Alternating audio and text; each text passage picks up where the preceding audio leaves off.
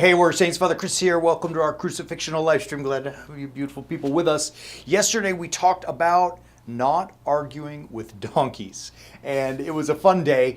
The metaphor of the donkey obviously refers to stubbornness, and if you didn't see that episode, make sure you go back in the feed to yesterday's episode and catch it, because we were talking about how sometimes getting in confrontations or arguments with people that are stubborn or not making much sense. It's a lose-lose proposition to engage, because you tend to want to be right rather than win and accomplish something healthy in the conversation. You tend to allow yourself to assign improper value to things. In other words, we often take things personally. We get into this mindset where it's so important that I've got to strike back.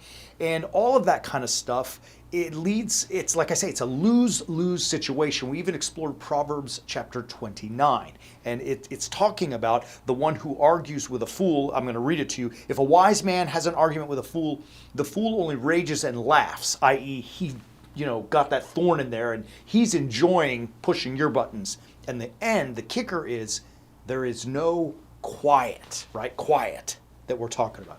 So in all of this conversation yesterday, the post went out, and somebody who I don't know, and I'm not offended or hurt by it, but it was interesting that there were many great comments, and I appreciate them. Thank you. But there was one particular comment that was particularly, let's say, snarky, right? That was like, this guy is the one he's talking about and all this kind of stuff. And I thought to myself, well, I don't know the person. Why would they say that? And then all of a sudden my dander started to get up, and I was losing that quiet, right? And here was my temptation.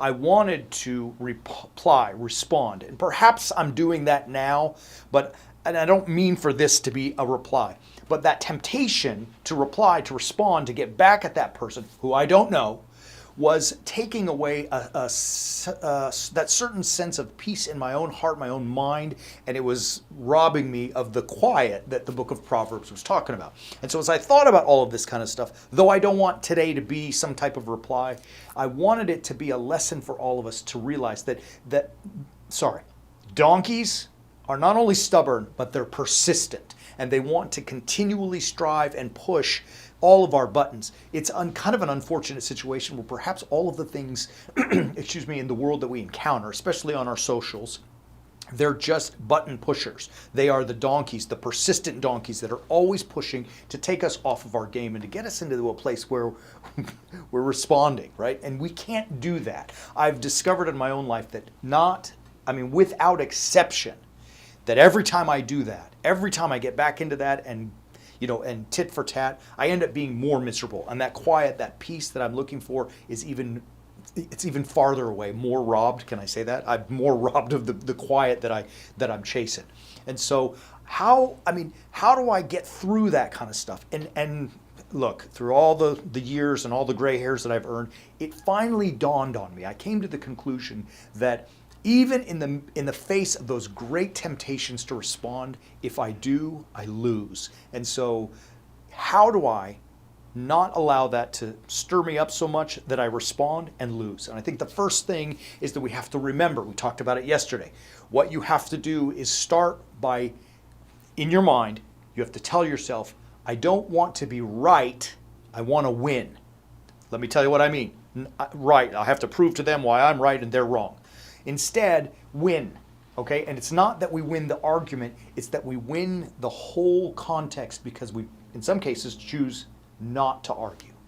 The second thing that we have to do, and I think it's so important, is that, look, everything in the world that we see in our socials, on the news, everywhere, is telling us that this is the most important thing of all time. Like, we live in a culture where our mind is completely bombarded with the import of everything.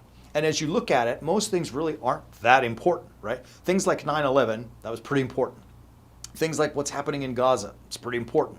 What some stupid guy or gal said on your social media feed is probably not that important, you understand? But yet it's made or presented to us to feel so important. We have to learn how to assign proper value to things. Things matter, to be sure, and there are things that we must stand up for, absolutely. But not everything is as important as we are being sold or being told that it is. To get to that point where we recognize that requires a lot of maturity. I mean, honestly, even after 50, I'm still struggling with it. it. It takes a lot of maturity here and here to recognize this matters, the rest of that stuff doesn't. So how do we get there? How do we do that? It's pretty simple. I mean, we keep saying it. We want you to join us. We put together a plan, a battle plan to help us do that. It's there, warriorsaints.org. All you got to do is check it out. I can tell you this, and I'll be done today with this. It helped me. It's helped me a lot in my own life. As I wrote this plan, I was like, all right, if I actually do what God says, it works. And when I choose not to do what he says, that's when the trouble starts. So if you're interested, you want to join us on the Way of the Warrior Saint, visit right there. Love you. We're going to be back tomorrow. Until then, as always, keep walking on the Way of the Warrior Saint.